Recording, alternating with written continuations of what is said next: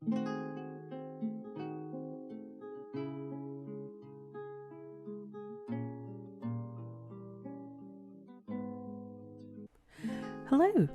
and today we're going to talk about ruins. Now, you may have noticed if you've looked at the map legend to help you get an understanding of what you're looking at on the ASCII world map, that each of the different civilizations has a type of ruin. Now, ruins occur when a civilization establishes itself and then for some reason or another that civilization's site gets destroyed or abandoned. This can be due to beasts in the area, it can be due to warfare. There can be quite a number of reasons as to why sites turn to ruin. Now, what's particularly interesting is that with dwarven sites, we are able to reclaim ruins. Now, I've generated this world here. It's called the Plains of Enchanting, and when I generated the world, I turned up the number of beasts from medium to high because I wanted to see if we could generate more ruins. And because one of the main reasons for settlements falling to ruin is because of attack by some creature that the civilization wasn't able to defend itself against, it seemed like a good way to get it. And sure enough, that seems to be what's happened. So to have a look at what our options are to reclaim sites, you press Shift R. And over here on the top right, you'll see a list of sites that you're able to reclaim. Now, this is quite a long list, so my tactic of generating a world that had a slightly higher than average number of beasts seems to have worked. Typically, I find that I get maybe 4 or 5 on a map. Now, there will be lots more ruins. There'll be goblin ruins, human ruins and elven ruins, but we can't reclaim those. We can only reclaim dwarven ruins. Now, you won't know at first glance what it is that you're going in to have a look at, but you can navigate through the optional sites with the plus/minus keys, and that will take you to the different points in the world where these ruins are. And the ruins themselves are a 3x3 embark site shown here on the local map. If you're interested in a site and you want to know a little bit more about it, press escape and that'll take you back to the normal embark screen.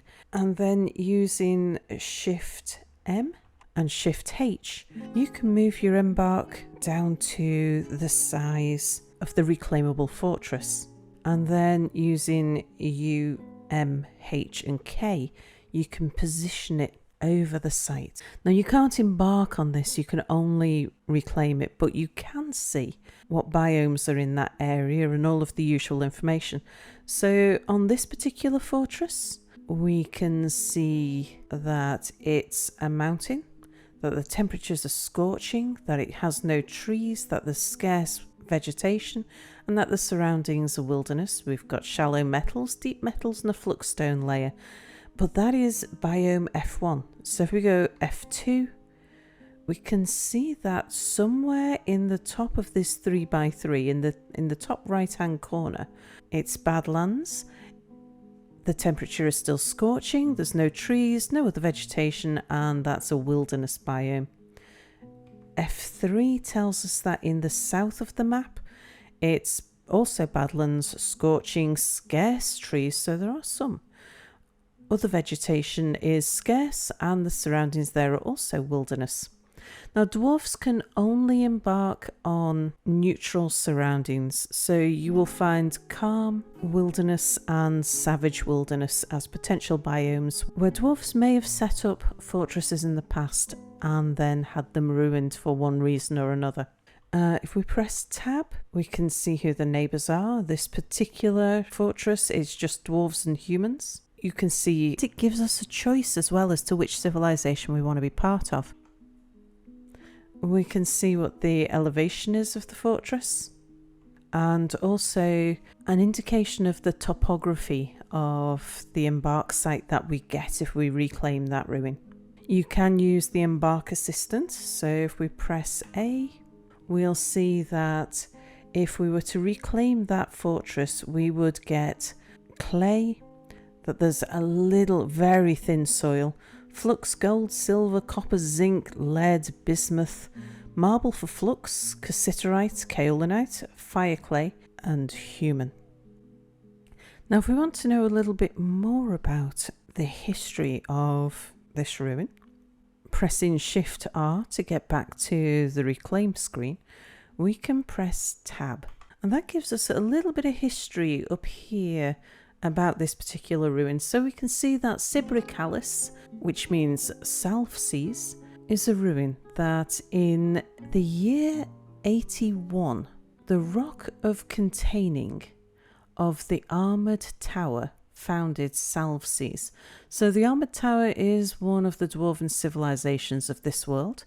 The rock of containing must have been the local government that was formed there. In the late winter of 81, the armoured tower defeated the coincidental Manes and pillaged Salvseas. Now, quite what that's telling us, I'm not really sure.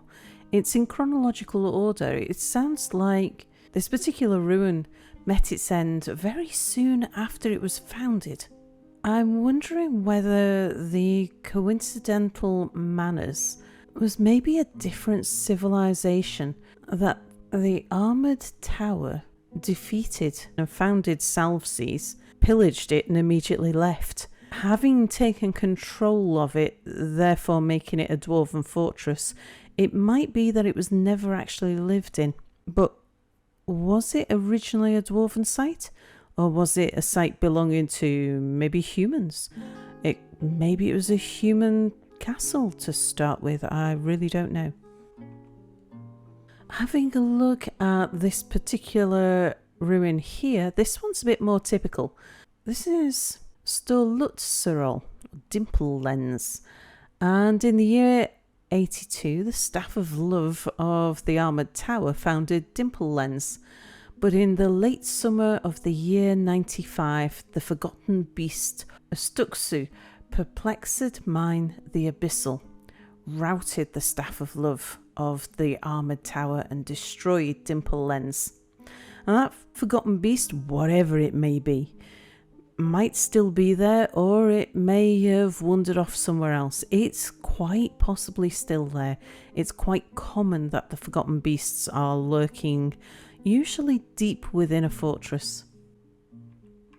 Now here we've got quite a fascinating ruin. The F1 biome is fairly typical. We have the steamy mire. It's a freshwater marsh. It's got a temperate temperature, woodland trees, moderate other vegetation, and the surroundings are calm. It has a ruin called Logemtulon and a brook called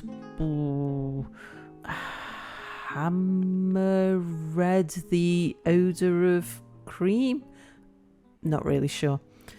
Clay, little soil, deep metals and a flux-stone layer.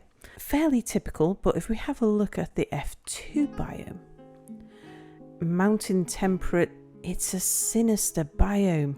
Now that's really interesting. It's very difficult to find a reclaimable fortress that is in something other than a neutral biome, because dwarves can't set up in anything other than neutral biomes.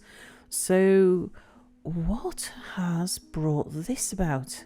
Could it be that this was a dwarven settlement that settled in neutral surroundings that later became evil?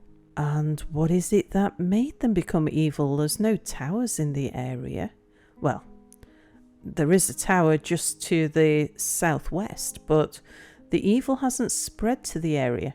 I've had a look around at the neighbouring regions, and the evil doesn't spread very far, but it's also not centred around the ruin either. Now, it is a reclaimable ruin. So what happened here? Was it originally a dwarven settlement that set up in neutral surroundings, but then one of the biomes became evil by some means? Did evil spread there? And what caused the fall of this dwarven ruin?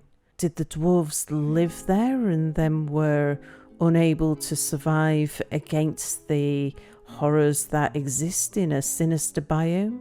Were they chased out by a forgotten beast or some other monster that might still be lurking in the depths? Now, we could find out just by pressing the tab key and getting some more information on this, but I'm so fascinated by this fortress that I think we might just have to play it without knowing and go there and just see what we find. Yeah, let's reclaim Logemtulon. But that'll be for a different series. So let's load up another world. Let's see, this one will do. It is the Soul's World of Oracles. Let's see what we can reclaim. It's only a little world, so there probably won't be that much. Shift R to reclaim, and yes, we have two options. Let's just have a quick look at this. This is a Forgotten Beast ruin, and the other one is a ruin as a result of conflict. Let's have a look at the Forgotten Beast ruin. That sounds interesting. Alright, we'll reclaim that by pressing E. I don't want to give you too many spoilers about what you'll find in a ruin, but I just want to show you some common things. I'm not going to play it through, so we won't bother preparing carefully. So you might want to think about preparing the dwarves for maybe combat or taking advantage of the things that you're likely to find there. So let's just show you some common things. Right, we have embarked. We've got two tomb lashes. Okay, so this is not unusual.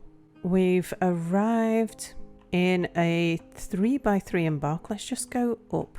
Okay, a 3x3 embark, so it is relatively short. This one has a bridge across a river. It's got a road to the fortress and a road out of the fortress. It's a big square thing.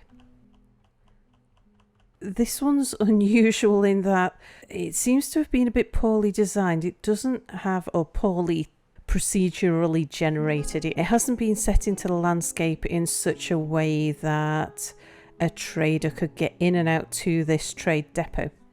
But you'll see there is a trade depot, and the trade depot has a whole bunch of stuff there that can be reclaimed. Sometimes, as you see with this one, there will be what appears to be a tavern with some rooms above it. This is normal in that it's one big square with a roof over it. That's normal. Something you'll notice about the environment is that there are very few plants. That seems to be quite typical. And we see that in this case it's fairly widespread on the map. I have embarked in a few ruins where there were a few plants. Now, if we have a look underground, you'll see that there is a spiraling ramp system. Oops, that goes down. Now, this one opens into the caverns. That's not uncommon. They usually lead down to the caverns. Some will have the caverns walled off, but it's not unusual for the caverns to be open. So bear in mind when you embark here that you might find, even if the forgotten beast that you're looking for is safely tucked behind a door somewhere, that you might be open to the caverns. What we would need to do here is to go and explore this ruin. I'm heading back up now. This ruin is likely to be extensive. There are likely to be many rooms down there, and those rooms, there's likely to be a lot of forges and smelters. We might find any number of goodies hidden away for us. Everything's set up for you. Everything's nice and tidy. So you might need to go mining just for stone. If there is a forgotten beast in the fortress, it's likely that it'll stay hidden away until we find it. It's laying in ambush. The forgotten beasts and other mega beasts are not usually aggressive until you find them. They will lay in wait for you to find them, usually. But it only takes one stray cat to stumble upon them to release them onto your fortress, so do take care. Well, I think that's all for this episode. Thank you for watching, and I hope you give reclaiming an old ruin a go for yourself, because these things are quite fascinating. Bye for now.